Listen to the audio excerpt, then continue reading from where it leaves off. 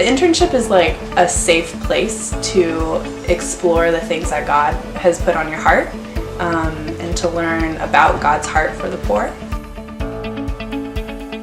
Because Jesus has this like concept of the people who are at the margins or at the bottom of society are his people. And I think the internship is a really helpful way of actively choosing into the community that Jesus would have been part of. The theology that you may hold, the beliefs about people or places or institutions, this is a threshing floor for figuring all that stuff out. It's a crash course.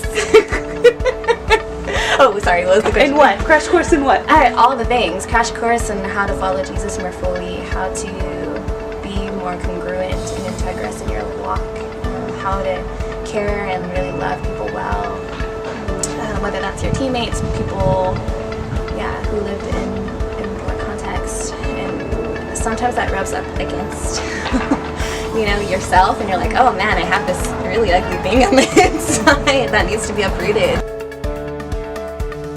So if I met someone who is interested in the internship, thinking back to when I was thinking about doing the internship, I think I would advise myself to pray, kind of take time to discern if God is calling you to it or not, and if he is, then trust him. I think God is interested in complete healing for people, whether that's for yourself or for people on the margins who experience a lot of oppression.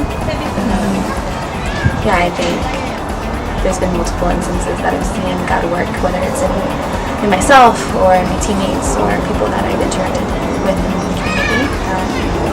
And God is really relentless in pursuing healing and wholeness. I think the internship is a really good next step for someone who feels like God is calling them to the inner city, but they're not totally sure. I'll take with me the stories that I've learned and the relationships that I made here. They're not just staying in this city, but I'll carry those with me. The biggest lesson I learned is keep coming back to the table. Would you encourage people to do the internship? Absolutely, but only if you're ready. It's not for the weak of heart.